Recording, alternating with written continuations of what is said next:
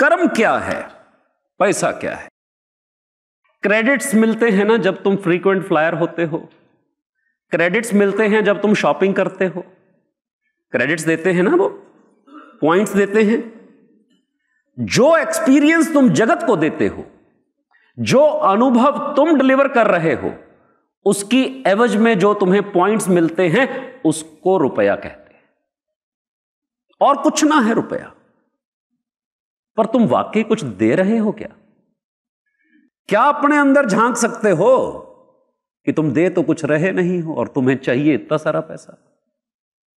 क्या तुम कोई एक्सपीरियंस, कोई वैल्यू एडिशन दे रहे हो किसी को क्योंकि तुमने 20 किताबें पढ़ ली, टोने टोटके सीख लिए, अब तुम लोगों को मूर्ख बनाना चाहते हो?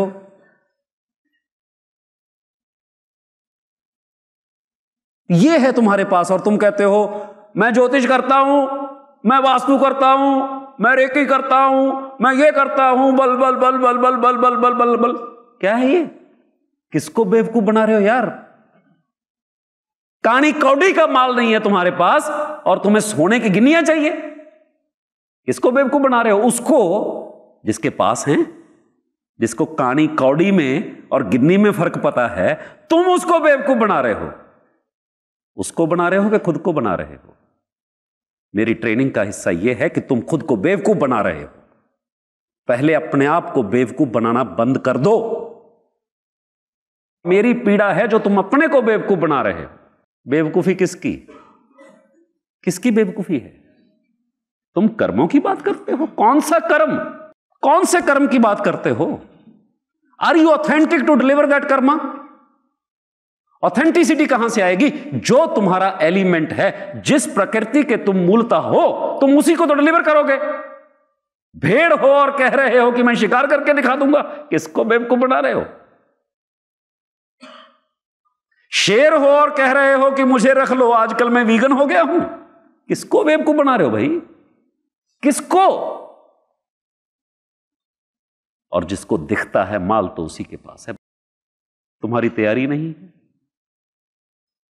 मैं तो वो तैयारी करवाना चाहता हूं। मैं तुम्हें एक्सेलेंट बनाना चाहता हूं। तुम जो भी कर रहे हो, विषय यह नहीं कि तुम वास्तु कर रहे हो, तुम ज्योतिष कर रहे हो, तुम जो भी कर रहे हो, जो तुम्हें आज तक जिसने रोटी दी है उसमें ईश्वरीय तत्व है। उस कर्म में भी और उस आदमी में भी जो तुम्हें पैसा दे रहा है, उसमें भी ईश्वर बैठ गया और तुम्हारे कर्म में भी ईश्वर बैठ गया। तो तुम हो, वरना तुम हो ही नहीं सकते। जिसका पेट भर जाता है उसको अफारा होने लग जाता है, वायु दिमाग को चढ़ जाती है, फिर वो नए नए काम ढूंढता है। ऐसा कौन सा काम है जिसमें मेरा पोटेंशियल काम आए? कौन सा पोटेंशियल? मेरे को कोई समझता नहीं है। तुम में कुछ समझने लायक है क्या? कितना झगड़ा किस बात का? मैं कहता हूं मेरे को समझा दे भाई। अरे तेरे में कुछ समझने लायक होगा तो जिसको समझता है वो समझ ही जाएगा। जब तक तुम में कुछ है ही नहीं समझने लायक तो तुम काहे जिद पकड़े हो? क्यों झगड़ा अपने आप से? नहीं नहीं, पॉलिटिक्स होती है इसलिए मेरे को वहां काम नहीं करना है। तेरे को काम नहीं करना है, उसका बहाना है कि वहां राजनीति है। या तो तुम्हें काम करना नहीं आता, तो तुम्हें क्या मतलब? तुम अपना काम करो, डिलीवर करो। तुम में एक स्किल है, तुम में एक दक्षता है, तुम में एक एक्सपर्टीज है, तुम उसको डिलीवर करो। तुम्हें बाकी चीजों से क्या लेना देना? और फिर तुम भटक रहे हो। कोई अच्छा सा काम बताओ, कोई अच्छा सा काम बताओ। ये बहुत बढ़िया है, फार्मूला बहुत बढ़िया है, ये केबी भी बहुत बढ़िया है, ये मामला भी सही सा है। 70,000 की इन्वेस्टमेंट करो, वास्तु कंसल्टेंट बन जाओ, लाइन लग जाएगी लोगों की। एक और बेवकूफी कर ली। बेवकूफी करते हो। और मैं वास्तु नहीं सिखाता, मैं जिंदगी सिखाता हूं। वास्तु का तो मुखौटा है, वास्तु मेरा मीडियम है, वास्तु मेरा माध्यम है। तुम्हें नया काम चाहिए, तुम्हें और काम चाहिए, यह विकृति है। वायु कुपित हो गई है, वायु प्रकोप हो गया है, हवा खराब हो गई है तुम्हारी, पेट की नहीं, दिमाग की, तब तुम नया नया काम ढूंढते हो। तुम अच्छे नहीं हो, काम सारे अच्छे हैं। ऐसा कौन सा काम है दुनिया में जिसमें कमाई नहीं होती? कौन सा काम है? तुमसे नहीं हो रहा, तो तुम या तो अपनी प्रकृति के अनुसार काम को चुन लो, नहीं तो उस काम ने तुम्हें पैसे दिए हैं तो वही काम तुम्हें पैसे देगा। मैकडोनाल्ड को अकल नहीं है क्या कि पिज्जा कैसे बनेगा? उनको नहीं समझता? बनाते क्यों नहीं है? पिज्जा वाले को यह नहीं समझता बर्गर कैसे बनेगा? क्यों नहीं बनाता? क्योंकि उसका पिज्जा ही बिकता है, क्योंकि उसका बर्गर ही बिकता है। तुम्हारा वही बिकता है जो तुम्हारे प्रकृति के गुण हैं, उनके आधार पे तुम जो एक्सपीरियंस दे सकते हो, उसके बियॉन्ड तुम कुछ नहीं कर सकते। यही तुम्हारा अधिकार क्षेत्र है।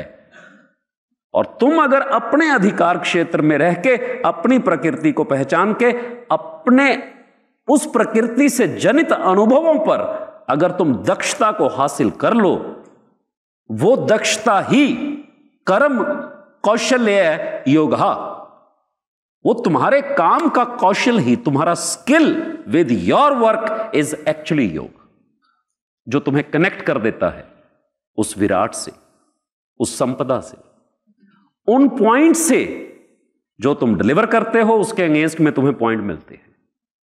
जब तुम्हारे अंदर से कचरा निकलेगा, जब तुम्हारे अंदर से फेक निकलेगा, तो एक स्पेस क्रिएट होगा उस परम के, उस महा के, उस श्रेष्ठता के उतरने के लिए।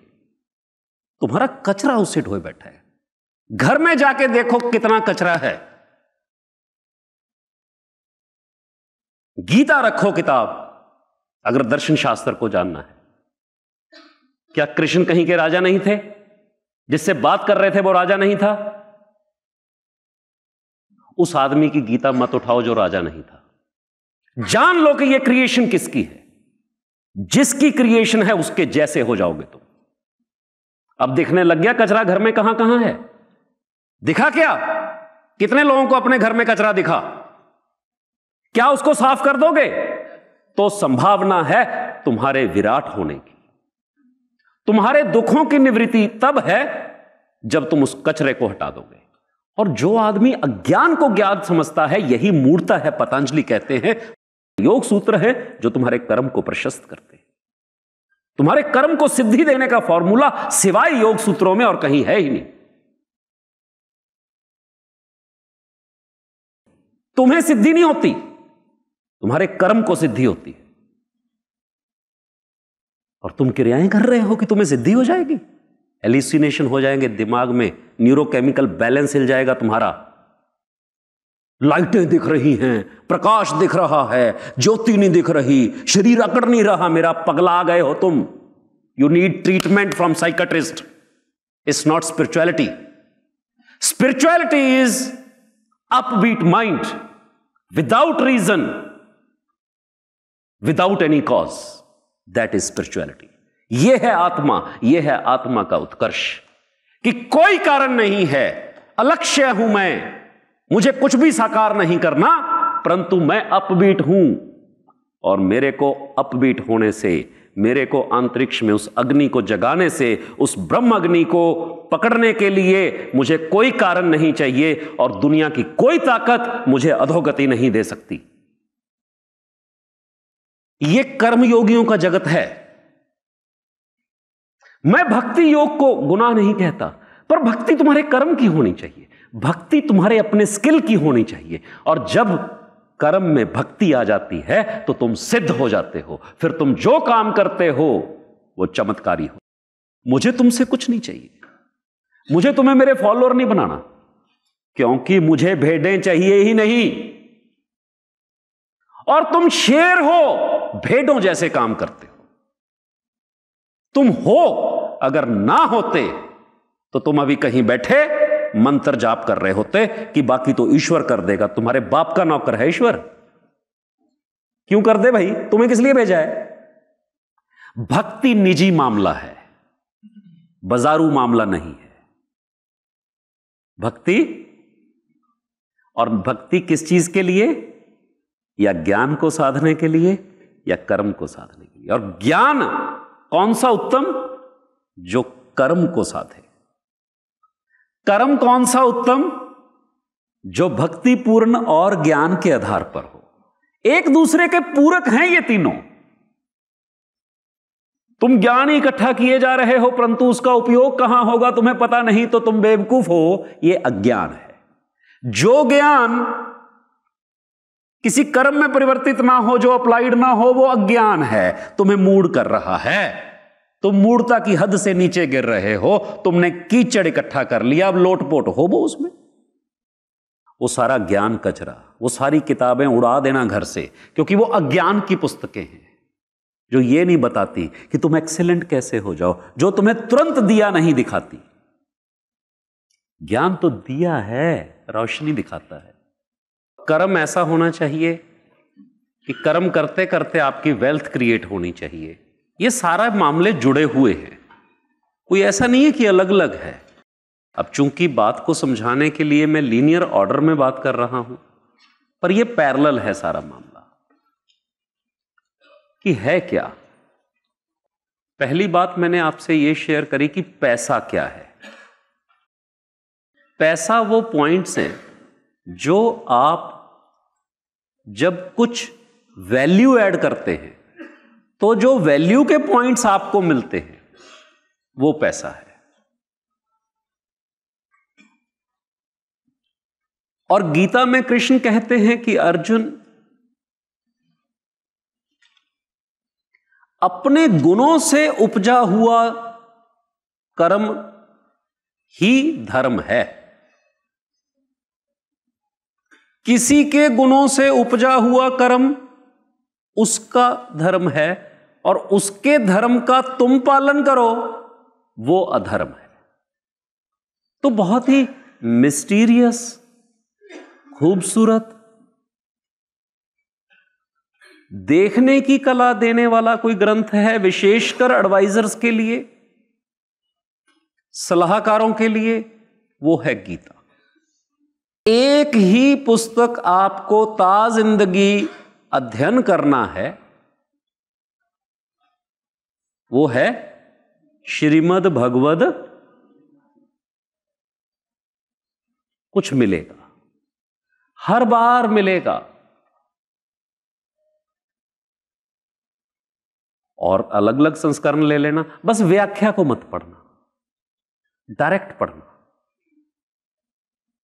अर्जुन की जगह तुम खड़े हो जाना और ईश्वर को बोलने देना, और तुम्हें पता चलेगा कि अरे अच्छा, मेरे को यह सोल्यूशन ऐसे देना चाहिए। और मूल मर्म क्या है कि 3 प्रकार के अर्जुन लोग होते हैं।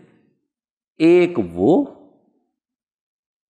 जिनमें वायु की अधिकता है, वात कह लो उसको, सत्व कह लो, बात एक ही है। एक वो जिनमें कर्म की अधिकता है, एक्शन की अधिकता है,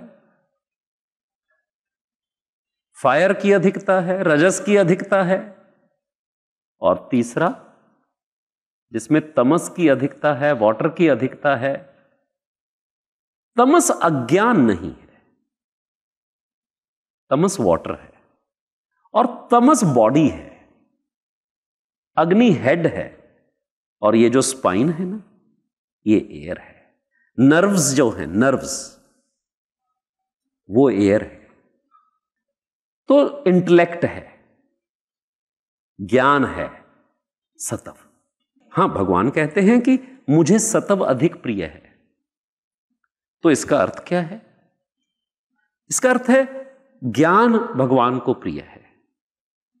बार बार कहते हैं तुम पढ़ना, और एक स्टोरी बुक के जैसे पढ़ना। मेरे को कभी मौका लगा तो मैं अपनी भाषा में, जो आपसे जिस भाषा में मैं बात कर रहा हूं, मैं गीता के सारे श्लोकों को लिखूंगा। मैं पता नहीं कब लिखूंगा, मैं अपने शब्दों में लिखूंगा, पर अपना व्यू पॉइंट नहीं दूंगा। मैं अपने शब्दों में अक्षरशः जैसा भगवान कह रहे हैं मैं वो रखने की कोशिश करूंगा, क्योंकि भगवान की वाणी को अधिकार नहीं है तोड़ने मरोड़ने का। और सबसे बड़ी जो विडंबना है वो ये है कि गीता के एक एक श्लोक पर लोग व्याख्या करने लग जाते हैं, जबकि उसको ग्रुपिंग कर लेनी चाहिए कि भगवान इन टोटलिटी में ये टॉपिक पर बात कर रहे हैं, इस कॉन्टेक्स्ट में बात कर रहे हैं, इस कॉन्टेक्स्ट में पूरी बात भगवान ये कर रहे हैं। मैं तो कहता हूं जीवन है और सारा ही सही है, सारा ही ईश्वर का क्रिएट किया हुआ है। हर व्यक्ति महत्वपूर्ण है, महत्व से पूर्ण है, महत्व से वो अपना महत्व पहचान ले, उसको प्रखर कर ले, तो जो और महत्वपूर्ण है उनको अपने आप दिख जाएगा। बस इतना सा मेरा पर्सपेक्टिव उसमें है। और ज्ञान वही सच्चा है जो तुरंत प्रकाश कर दे। कोई भी ध्यान की विधि, साधना, ध्यान, कोई भी, अगर तुम्हें 3 हफ्तों में कुछ एक्सपीरियंस नहीं आया तो उसको कचरे के डिब्बे में डाल देना। कोई भी, मेरी भी बात अगर नहीं जमी, कचरे के डिब्बे में डाल देना।